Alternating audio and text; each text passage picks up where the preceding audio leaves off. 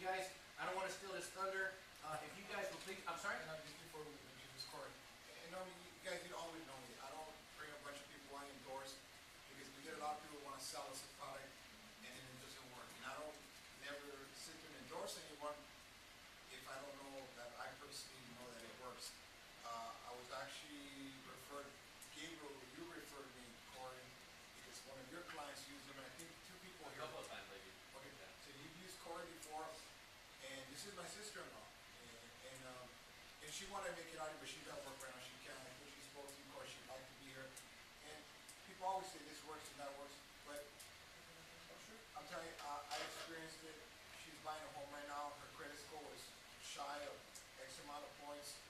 Gabriel told me, I know somebody, but I've heard that many times. I've heard them come in here. I've heard them come in here and say, Alex, recommend me. We'll give you a percentage of what we make. I'm not interested in a percentage of what you make. I'm interested in delivering what you promise. Anybody can sit there and promise us the world. We all know they can't give it to us. And I've had people come in here and sit there and say, listen, I get these propositions all the time. Let me in, let me in, let me in, and I can give you X amount of dollars. I just need you to endorse our company, and I'll give you a percentage of what I make. How often do I do that? I get these calls all the time. I don't have people come in and say, Dave, I'm endorsing you. I don't do that because then you can sit and say, Alex, you told me this person was good. So in this case, I waited. I told Corey. Corey says, can I speak in your office or can I stop by? I said, I'm just going to tell you that I'll only allow you to come in once you turn around and you show us that this is for real, because a lot of people pay for a service and do not receive it. It's normal in real estate. It's common. So it's not it's something like, oh no, that never, no, it always happens. People go into high hopes that they're going to buy a home and someone says, give me $1,000, give me $2,000, and after I'm done with you, you're going to be able to buy a home, and then what? That day never comes. And these poor people are out of money. And people do that when they're desperate, when they want to buy a home. It's just like the attorneys. How many attorneys sit there, bring your retainer, bring me some money, give it to me, don't worry, I'm going to get your kid or daughter out of jail or out of this mess we're in. People are desperate. They give them money, and yet, guess what? Nothing ever happens. So Corey did deliver. So that's the reason I said, come on in. And I can tell you, a family member of mine, use Corey, and it works. He'll give you more details. I wasn't very familiar with it. I know a little bit more now after using Corey, but Corey, come on up. Let's welcome Corey.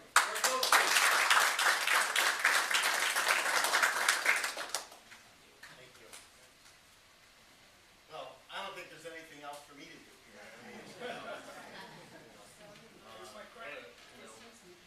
First of all, thank you for having me here. Alex, thank you. Robert, thank you for having me here. And, I want to share with you a couple things, actually a lot, right? In the last 8 years of me doing this, working with credit, and been involved in the real estate world for many years, not one real estate office has invited me to their office. Do you hear that? Not one real estate office has actually said, come on in, because they never got the connection. Mortgage loan officers are like, oh yeah, come on in, it's, California mortgage professionals, come on in and speak. Not one real estate company had the vision to actually make it so. And so really, I want to acknowledge you, because obviously you created something pretty extraordinary here, and you got some great agents completely committed to doing well. And so I really want you to get that you're in great company, which of course you already know. And my promise here is that you lead with something for yourself and for people, for the people that you want to work with, the people that you're committed to helping, your family members. And my view, you'll get my views all over the place, okay? My view is that it all starts with credit. You want to, if you're looking to qualify somebody or talk with a potential new buyer, and the problem is you think they're qualified but you don't really know, having some kind of mastery or facility with understanding credit will give you such a leg up on the competition like I can't even tell you. Because now, within moments, you can actually be able to understand, and once you obviously are, I'm sure a number of you are quite competent in understanding the math and the numbers on the mortgage side of things. Once you understand the credit side, which is my outcome to have you learn today, you're going to have a whole new level of power and the ability to actually go through deals quick.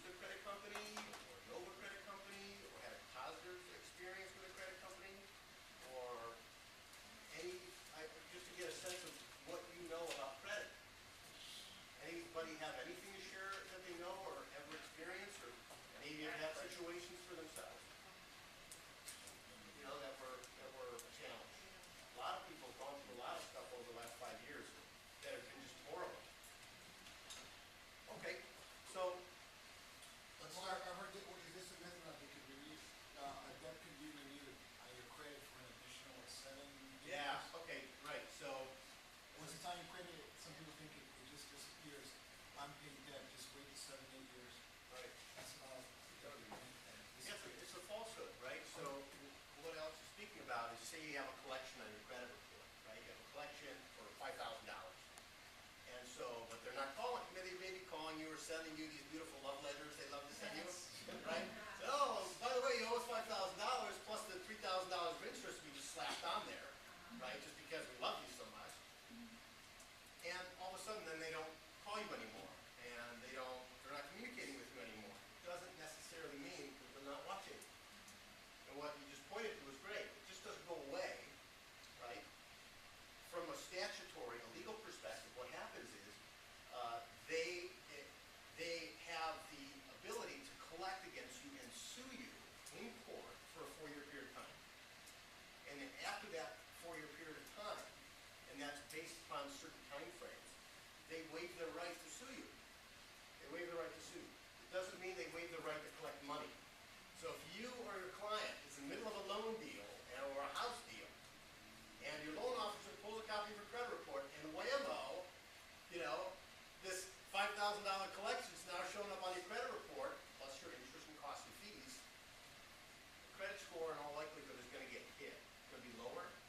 And now, as a condition of funding or condition of satisfaction of the loan, the bank will say, guess what? If it's an FHA deal, you got to pay it.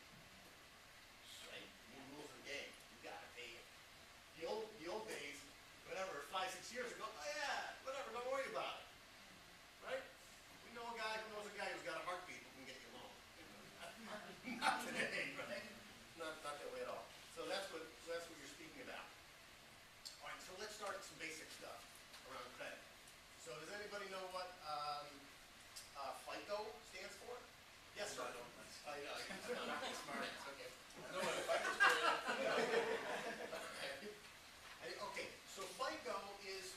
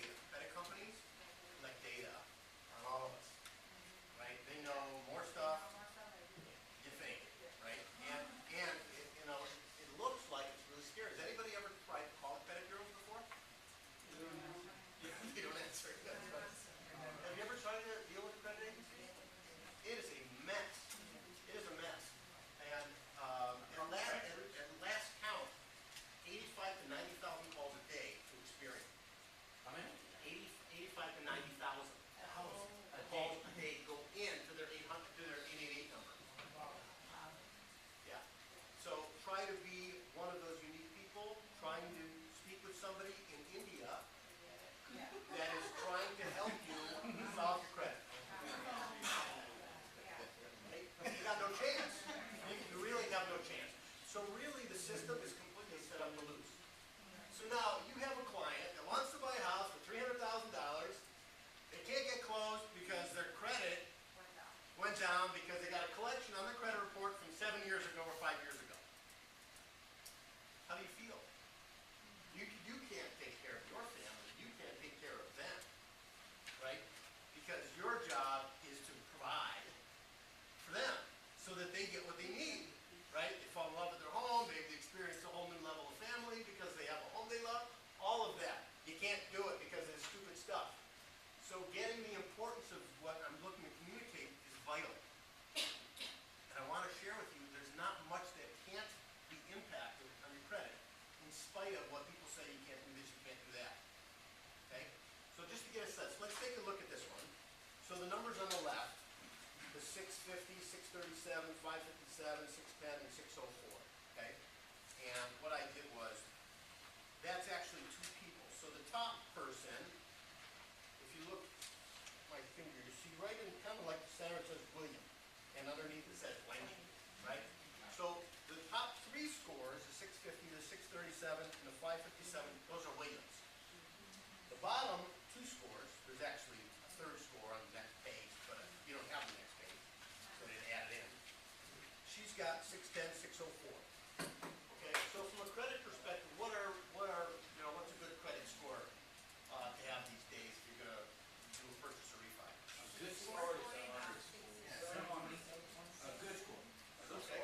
You're required on what, the question with your lenders, there's 640, and then there's some people that do 650, 650, so that's Right. probably the minimum. So That's the minimum. what are the majority of the loans that you, the transactions you do? Are they FHA? Like as a percentage? Probably 95, 96% is all FHA.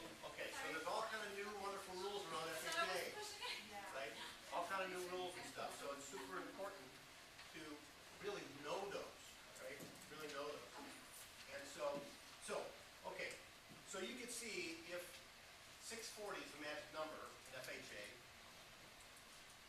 we've got a 637, we've got a 650, and a 557. So do they, from a credit perspective, do they qualify? He doesn't. How many points is he short? A minimum 3 points, okay? Now, that doesn't necessarily mean that you need a credit repair thing. By understanding where to maneuver the numbers, okay, where to pay off debt, maybe pay off this card, maybe add an authorized user, somebody's got good credit, you can do all this stuff absolutely free, right? It's just like tweaking the car a little bit. For guys, it's like, fine-tuning the engine a little bit. For women, it may be getting the right pair of shoes. I don't know what the analogy is, okay?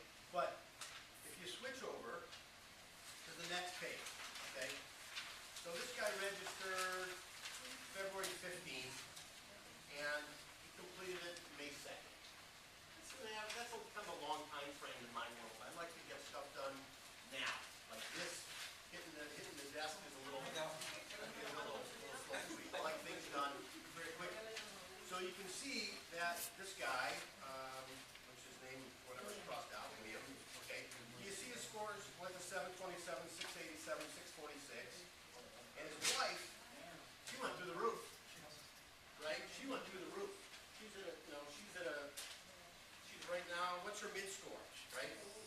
What would be considered her middle score? Exactly, okay?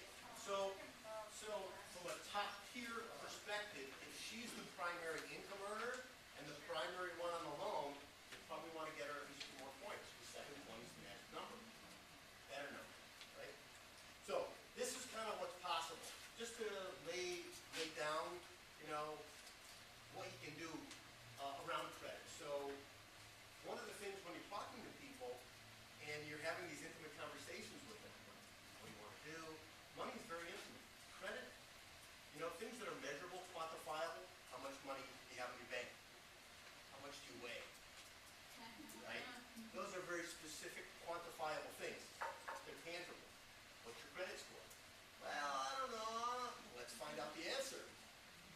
because when you can understand what the credit score is, you're gonna be able to fly through a lot faster. Right? So you maybe wanna add that in when you're having these wonderfully rich, juicy conversations with people about what kind of home they want and what really matters to them and what really moves them.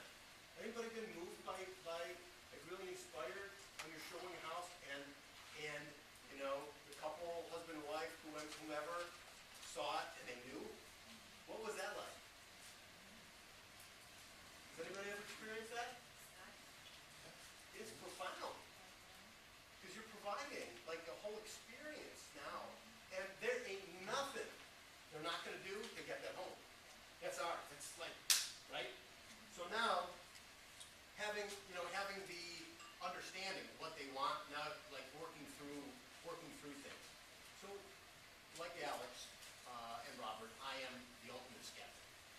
And like probably you as well. There's a lot of people that say they can deliver a lot of stuff, and after being in the industry for the time period that you have, you probably can see that that's actually not the case. Most people talk really, really well and don't deliver much. So what I created in this, just so you can get more of a deeper sense of what's possible about removing things and the speed in which things get done. When you deal with the credit bureaus, there is nothing fast. There is nothing fast. You're looking at minimum, when you send a letter of dispute contesting a 30-day late or a late payment or a mortgage late. Does anybody know what a letter of dispute is? A letter of dispute, when you send a letter of dispute to Experian or Equifax or TransUnion, basically the letter says, I wasn't late, my dog ate my mortgage payment, I forgot to pay it. Right? What's that? Yeah, we disagree. That was not my account. It was somebody else's account. It wasn't me. And we know that's not the case. Right? So instead of trying to influence or convince a corporation that what you're saying is true, what I like, which is what credit repair companies do, send these letters out, continually send these letters out to try to remove stuff. And it could take the average right now, Lexington Law, which is the largest credit repair company in the country, the average client spends 6.4 months in a program, and their average score increase is 27 points. It's nothing. You're trying to get a deal done, and you need 30 points, and otherwise, if you don't get taken care of, your family don't get taken care of, you got no deal. Right? So that's why speed's important. So this is an example. So I just made a little story here. This guy had a late payment with Capital One. Not that anybody here ever had a late payment with Capital One or Discover, but trying to get something removed or deleted can be darn near impossible. So this guy score increased, and the next page you see the before. We had a 659, a 647, and a 640 on June 12th last year. And he got a Capital One late. That was impacting his credit. So here's a very good, if you're taking any notes, here's a really good thing to look at, consider.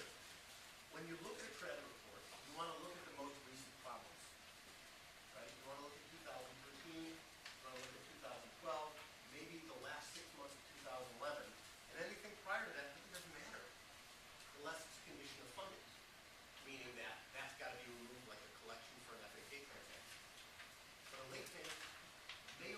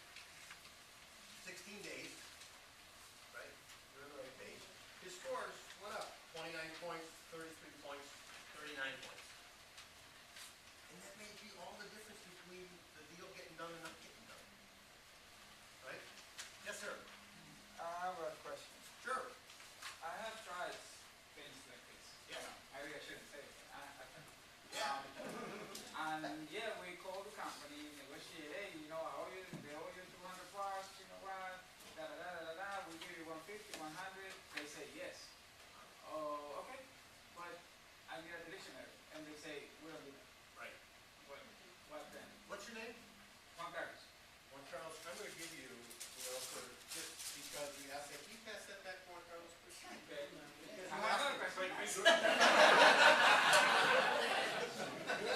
a great question. I'm gonna come back to you later, Carlos, because you gotta answer. So here is the primary distinction between sending a letter, making a phone call, and getting results, okay? I'll pass this around. We use this is one of three, and these are all examples. These are actual, true letters of deletion, okay, that we get from creditors. This is the G to Z, okay? So what you're talking about is a couple things. So you have a collection or a late payment. You have a $200 balance, right? And we're going to settle with you for $100. Would you take the $100? Fine, great. So they're going to take $100, but what are they going to do for you? Yeah, nothing. That's the big problem. This is the thing that you got to get to tie up the deal. You got to get the letter, because up until that point in time, you got nothing. Because what will happen on the credit report is that creditor next month, say September 2013, will list that collection as an updated paid collection. Yeah. What happens to the score? Doesn't do anything. Well, it actually does. Oh, drops really? it. Drops it. Oh, really? Kills your deal. I'm gonna kind of jump into, if you don't mind. Yeah, please.